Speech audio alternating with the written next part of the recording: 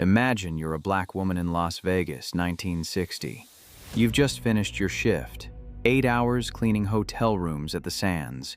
Your hands are raw from scrubbing toilets used by white guests who'll never know your name. Your back aches, your feet throb, but you're smiling. Because tonight, you're not the help. Tonight, you're a customer. You've saved $45, 3 months of tucking away spare change, skipping lunches, walking instead of taking the bus, all for one thing, a ticket to see Dean Martin, the man whose voice has gotten you through the hardest days, whose songs you hum while you work, whose records you play until they skip. You've traveled 30 miles, worn your best dress, the one you made yourself, staying up late after work, stitching by lamplight. You've done your hair, put on the lipstick you save for special occasions. You look beautiful. You feel beautiful. Tonight you're going to sit in a real theater, watch a real show, be treated like everyone else, except you're not treated like everyone else. The security guard won't let you through the front door. Colored entrance is around back, he says, not meeting your eyes. So you walk around, past the dumpsters, past the kitchen where you've scrubbed dishes, to a door that says you're different, lesser, wrong. Another guard examines your ticket like it's evidence of a crime. This says, main floor. Colored sit in the balcony. This ticket's no good. Your heart stops. But I paid full price. I saved for 3 months. Not my problem. And just like that, your dream dies. You're standing in an alley, tears burning your eyes, while inside, white people, who didn't save for 3 months, who didn't walk past dumpsters, who didn't have to prove they deserved to be there, are taking their seats. This is Georgiana Williams's story. This is her night. This is what happened when Dean Martin heard her crying outside his show. She'd traveled 30 miles, taken 2 buses because she didn't own a car, left at 4 in the afternoon even though the show didn't start until 9, just to make sure she wouldn't be late. Because tonight, she was finally going to see Dean Martin perform live. Dean Martin, the voice she'd fallen in love with when she was 16, listening to her mother's radio in their tiny kitchen. The man whose records she'd collected, saving every spare nickel. Memories are made of this. Return to me. Volare. She knew every word, every note, every breath he took between phrases. Inside the showroom, Dean Martin was mid-performance. He'd done 45 minutes of his set. The crowd was eating out of his hand. Everything was going perfectly. And then, during a pause between songs, Dean heard something. A voice, raised, desperate, coming from outside. "I have a ticket. I have a ticket. Why won't you let me in?" Dean paused, his hand on the microphone. The audience didn't notice, but Dean heard it, that desperation. The interval came. Dean walked off stage. His stage manager approached, uncomfortable. It's a Negro woman. She's at the service entrance. She has a ticket for main floor seating, but security won't let her in. They're telling her she needs to sit in the colored section. Security called the police. They're about to remove her for trespassing. Dean's glass stopped halfway to his mouth. Where is she? Still out there. Take me to her. They walked through the back corridors, past the kitchen, past the loading docks, to the service entrance where Georgiana Williams stood surrounded by 2 security guards and 2 Las Vegas police officers. She was crying, quiet tears running down her cheeks while she clutched her ticket like it was the last solid thing in a world that had stopped making sense. "Please," she was saying, "I just want to see the show. I saved for 3 months. Please." One of the officers had his hand on her arm. "Ma'am, you're trespassing. Either you leave voluntarily or we're going to have to take your hands off her." Every head turned. Dean Martin stood in the doorway, still in his tuxedo and bow tie, but his expression was nothing like his easygoing stage persona. This was something harder. The officer's hand dropped from Georgiana's arm. "Mr. Martin, this doesn't concern—" "Yeah, it does." Dean walked forward, looked at Georgiana, saw the tears, the clutched ticket, the best dress worn for a special occasion, the hope dying in her eyes. "What's your name?" "Georgiana," she whispered. "Georgiana Williams. Show me the ticket." Georgiana held it out with shaking hands. Dean examined it. "Row G, seat 12. Paid in full, purchased 3 months ago." He looked at the security guards. "This is a valid ticket. For white patrons, yes. But colored folks sit in the balcony." "No," Dean said. His voice was quiet. Absolute. "This ticket says Row G, seat 12. That's where she sits." "Mr. Martin, we have orders?" "I don't care about your orders. This woman paid money to see my show. She has a valid ticket. She's going to sit in the seat she paid for." One of the police officers stepped forward. "Sir, there are laws." "What laws? Nevada doesn't have segregation laws. So what law is she breaking?" The officer's face reddened. "It's house policy." "House policy isn't law, and I'm the one performing tonight. So here's the new house policy. This woman sits wherever her ticket says she sits. Anyone got a problem with that, take it up with me." A security guard pulled out a radio. "We need management at the service entrance, now." Dean's background. Dean Martin knew what discrimination felt like. Born Dino Paul Crocetti in Steubenville, Ohio, son of Italian immigrants, he grew up poor, real poor. Quit school at 16 to work in a steel mill. He'd been called Dago and Wop. Been denied opportunities because of his last name. His father told him, "Some people think they're better than you because of where their grandparents were born. But what matters is what you do. How you treat people. Whether you stand up when you should." Dean never forgot that. When Sammy Davis Jr. lost his eye in 1956, Dean visited every day, helped pay medical bills. When Sammy faced death threats after converting to Judaism, Dean hired private security. When hotels refused to let Sammy stay after performing, Dean threatened to cancel his own shows. For Dean, it wasn't about being a civil rights hero. It was about doing the right thing. The confrontation continues.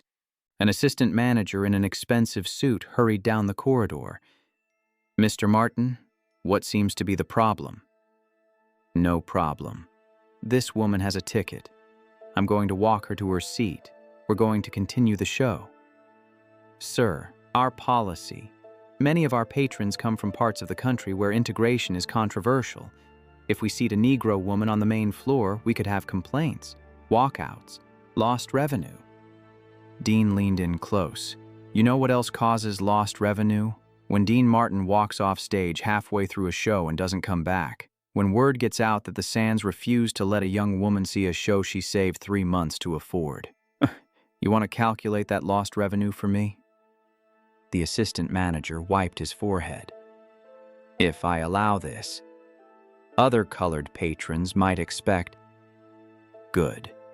Let them expect to be treated like human beings. Let them expect that when they buy a ticket, they get what they paid for." "Mr. Martin, she sits in her seat, or I walk. Your choice. You've got 30 seconds. The assistant manager looked like he might cry. "Fine. She can sit in her seat. But if there are complaints, send them to me. I'll handle them personally." Dean turned to Georgiana, offered his arm. "May I escort you to your seat, Miss Williams?" Georgiana looked at his arm like it might disappear. but she placed her hand in the crook of his elbow, let him guide her forward. They walked through the service corridors, through the kitchen where staff stopped to stare, through backstage, through the wings, onto the stage. The showroom was full, 1,500 people waiting for the second half. The lights were still up. Everyone could see everything. The moment. Dean Martin walked onto that stage with Georgiana Williams on his arm, walked her down the stage steps, into the audience, down the aisle to row G, to seat 12. The room went completely silent. 1,500 white faces staring as Dean Martin personally seated a black woman in the main floor section. Some faces showed shock, some showed anger, but some showed something else: admiration, respect, the realization they were witnessing something important. Dean made sure Georgiana was comfortable, leaned down and said something only she could hear. She nodded, tears streaming down her face now. Not tears of humiliation, tears of gratitude, of joy. Dean straightened up, walked back to the stage, picked up his microphone, looked out at the audience. "Ladies and gentlemen, I want to tell you about that young woman I just seated. Her name is Georgiana Williams. She saved for 3 months to buy a ticket to this show. She traveled 30 miles to be here tonight. She loves my music, knows every word to every song." Dean paused. She bought a ticket, paid full price, and when she got here tonight, she was told she couldn't sit in the seat she paid for because of the color of her skin. The room stayed silent, uncomfortable silence. I don't know about you, but that doesn't sit right with me. Where I come from, when someone gives you their money and their time and their love, you treat them with respect. You say thank you, and you give them the show they paid for. Dean turned to look at Georgiana. "So, this second half, this is for you, Georgiana Williams. Every song, every note. This is my thank you. For supporting my music. For traveling 30 miles. For refusing to leave. For believing you deserve to be here. Because you do." He turned back to the audience. "And if anyone in this room has a problem with that, there's the door. Leave now. But if you stay knowing that in this room, tonight, everyone is equal. Everyone is welcome. That's not negotiable." For a long moment, nobody moved. Dean just stood there, waiting to see what would happen. Then, from somewhere in the middle, someone started clapping. Slow at first, then faster, then others joined in. Within seconds, the entire room was applauding. Real applause, the kind that comes from respect. Dean nodded, smiled. "All right then, let's get back to the music." He launched into "Memories Are Made of This," and Georgiana Williams, sitting in row G, seat 12, cried through the entire song, because for the first time in her life, she felt like she mattered. Aftermath.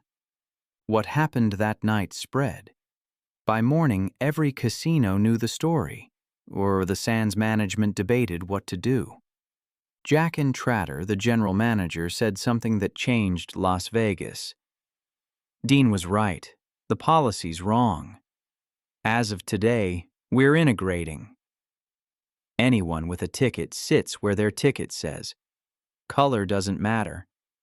Other casinos watched. Would white tourists boycott? Would revenue plummet? The opposite happened. Revenue increased. The Sands became known as the place where everyone was welcome. Within a year, 3 other major casinos had quietly ended their segregation policies. Georgiana Williams went home that night clutching her program. Dean had found her after the performance, had signed it. To Georgiana, thank you for reminding me why I do this. You deserve to be here, always. Dean. She framed that program. 50 years later, when her grandchildren asked about the civil rights movement, she'd tell them this story about the night Dean Martin made her feel human. Conclusion. Years later, someone asked Dean why he'd risked so much for a stranger. Dean said, "I didn't risk anything. Georgiana risked everything. She risked humiliation, arrest, violence, all for a chance to listen to music, to feel normal. All I did was make sure she got what she paid for. That's not heroic. That's basic decency. The fact that people think it's heroic, that's the problem. When treating people fairly is considered brave instead of normal. But it was brave. In 1961, in Las Vegas, in a country where everything was segregated, Dean Martin was brave, and Georgiana Williams was brave. And together, for one night, they changed what was possible. The story isn't just about one woman sitting in her seat. It's about what happens when someone says, "Enough." When someone decides that fairness matters more than comfort, that dignity matters more than dollars, that people matter more than policy. Dean Martin didn't march, didn't give speeches, didn't hold press conferences. He just did what needed doing. Quietly. Consistently. But in doing so, he showed that courage doesn't always look like what we expect. Sometimes it looks like an entertainer stopping his show. Sometimes it looks like walking a woman to her seat. Sometimes it looks like risking everything to do the right thing. Georgiana Williams lived to be 92. She told that story hundreds of times. "He saved me that night," she'd say. "Not from the police.